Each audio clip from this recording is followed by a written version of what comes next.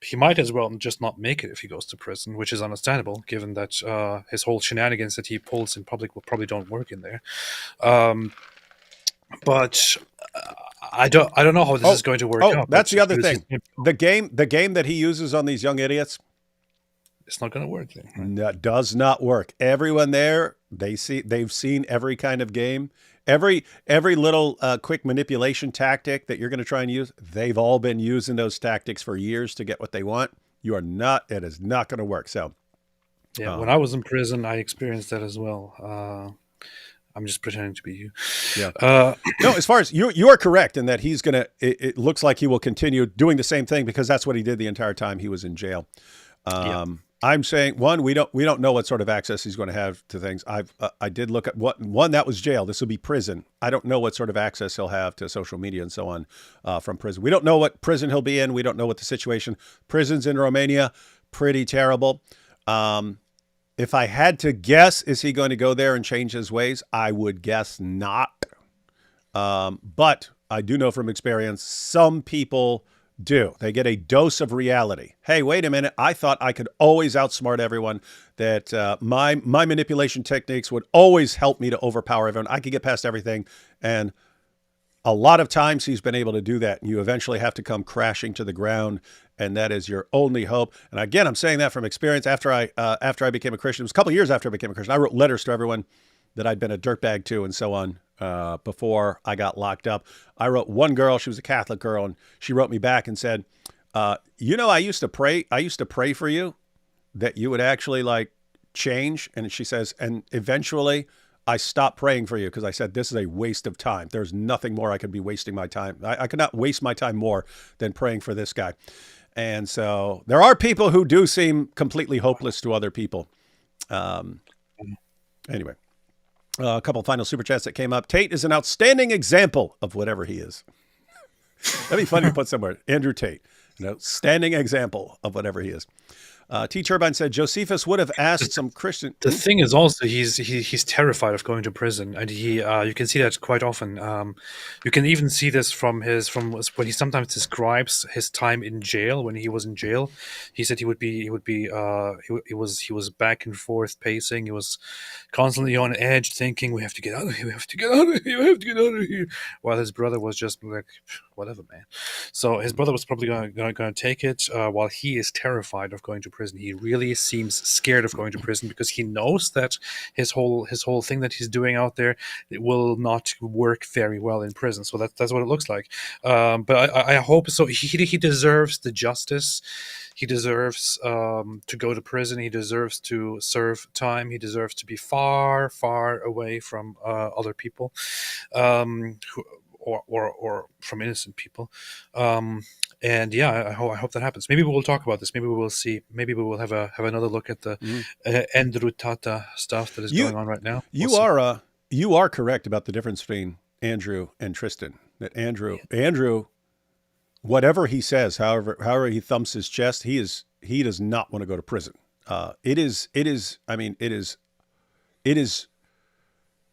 It's basically destroying your idea of yourself as the greatest mind in the world who can always get what he wants and so on.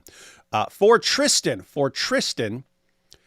psychopaths don't like that either. Just being defeated, because they also rely on manipulation. The difference is psychopaths aren't scared of stuff. So that's why he will be much calmer in that situation. And he will...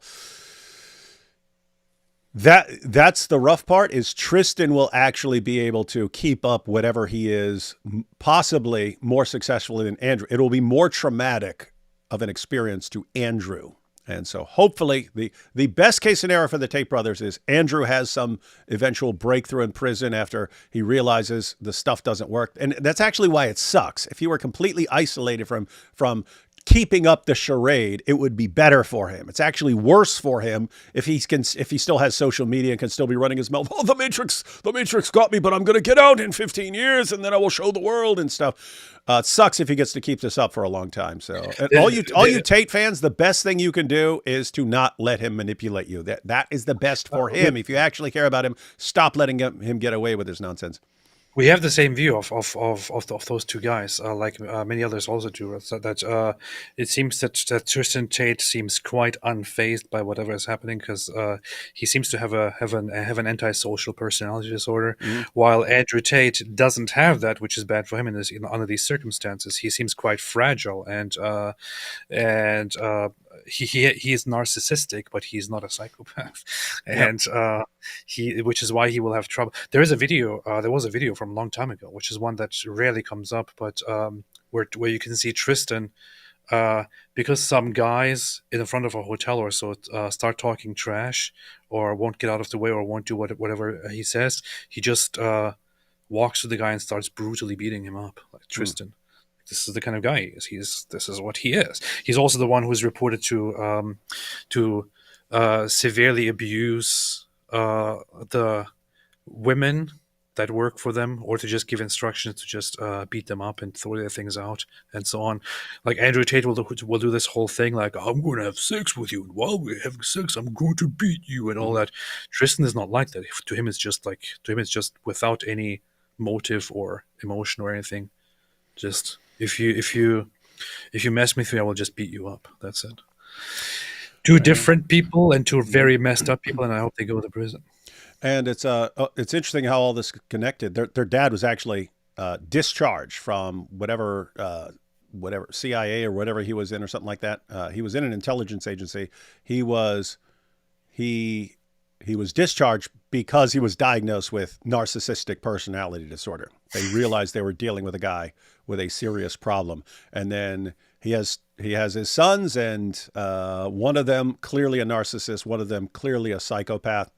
The psychopath will not want to go to prison. He will not want his manipulation. Both of those guys use manipulation. Psychopath, like the narcissist, would not like his methods to fail. But with that said, he will not be scared of prison. He will actually think prison is kind of fun. It's psychologically stimulating environment for a psychopath. And I'm saying that, like, guys, do I want to go to prison? No. Would it be fun to go to prison? There are times when things are going on. It's like, I just want to go to prison. If I didn't have a family, I'd want to go to prison, because it's like it's a different kind of life, and it's actually fun. Tristan will be fine. Andrew will have to see. Andrew will say, why don't Christians send me letters? Yeah, that's what he will. And along the lines of what I was saying, the best case scenario, ultimate best case scenario: one, they go to prison, justice is served, their money that they've accumulated is distributed to the victims and used for other things and so on, as a restitution.